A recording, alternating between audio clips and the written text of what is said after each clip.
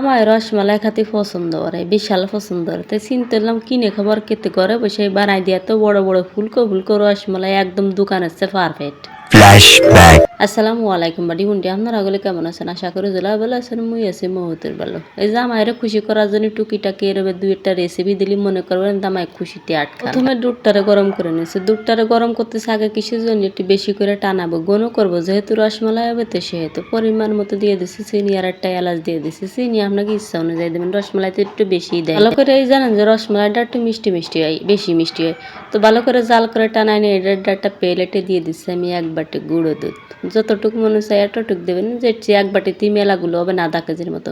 পরে দিচ্ছে আপনার বেকিং পাউডারটা, ছোটা দিনে কিন্তু পাউডার, আর দিচ্ছে ঘি 1 টেবিল পরিমাণ। যাই হোক, এখন কথাখান আছে ভালো করে সব কিছু মিশিয়ে নিতে হবে, একটার লগে একটা ভালো করে মিশিয়ে নিতে হবে। এখানে কথা আছে কি বেকিং পাউডারের পরিমাণটা বেশি দেবেন, আর না কি এত বড় হবে, এত বড় হয়ে গুলাই যাবে। কিন্তু আমার আর একটু দেওয়া উচিত ছিল, মানে কম, আর একটু কম দেওয়া উচিত ছিল, একটু বেশি হয়েছে, মানে এইটুকু আপনারা অনুযায়ী করে দেবেন। মানে আমার রসমালাইগুলো এত বড় হয়েছে মনে করেন আমি শিহরিত দরভরি। এখন একটা ডিম দিয়ে ভালো করে আমি মাহাই নিছি। ডিমটা আগের থেকে কিন্তু ফাটাইয়া নিতে হবে। যাই হোক, এখন কথাখান হচ্ছে কি যে যতটুকু লাগবে এতটুকু দিয়ে দিচ্ছে। আর এই ডোটা কিন্তু শক্ত হবে না, এরকম নরম হবে, একদম নরম নাহলে কিন্তু ফুলবে না এই রসমালাইটা। তো এখন ভালো করে ফেটিয়ে ফুটিয়ে ভালো করে আমি অফ ক্যামেরায় মাহাই নি, এক জায়গা করে না হাতে ঘি মাহাই, যেরকম শেপ দিতে মন চাই সেরকমই দেন। আমি আজকে গোল শেপটা দিচ্ছি, বুঝছেন নাকি, গোল গোল করে দিচ্ছি। দেখেন কতটুকু সাইজ দিছে, এই ফুলে টিন ডবলে ফাইটে ফুলে এই দেশে আর নাই।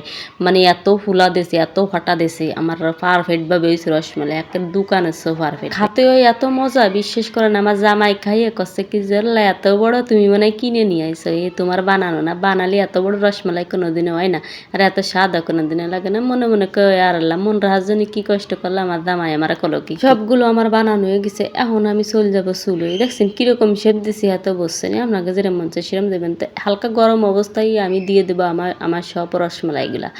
আর আমার রসমালাই রে কি সুন্দর দেখা যাচ্ছে রে। এখন এর মধ্যে আমি এক এক করে সাইডে দিচ্ছি, সাইডে দেওয়ার আগে হুইলে উঠতেছি আর এক মহাবিপদ। সাইডে দেখেন ওই দেন, দেখছেন সাইডে দেওয়ার আগে ফুলে হয়ে উঠতেছে। আর যদি ডাকনাতে ডাহে দিয়ে মনে করবেন কিরে কড়ই হইতে বার হয়ে যাবে আমার রসমালাই, কি বড় বড় সাইজের রসমালাই আছে। ডাকনাতে ডাহে মাত্র 1 মিনিট রাখবো, 1 মিনিটের মধ্যেই দেখুন হুইলে হইতে উঠলেই যাচ্ছে, বেশিও ডাহা হয়ে গেছে। ওই দেখেন চাইয়ে দেখেন আমার রসমালাই রে কিরম হেয়ারটা হয়েছে, দেখছেন নাকি এত বড় হয়েছে যে গইলে গইলে যাচ্ছে, বড় আর ঠেলা। এই জন্যই আপনারা যদি বানাতে চান এরম বানিয়ে নিতে পারেন। আমি আর জ্বালাবো না, নাহলে ব্যাগকালে বেশি ফাইটে যাবে না। দেখেন কি সুন্দর হয়েছে না, কি সুন্দর দিয়েছে, কি বড় বড় সাইজের রসমালাই হয়েছে। দেহে কলজাটা জুড়ে হয়ে যাচ্ছে আমার। এখন জামাই খাই করছে কি যে মজা হয়েছে। জামাই এবার বিলেই খুঁজতেছে যে আমার বিল্লি গেল কোহা নাই।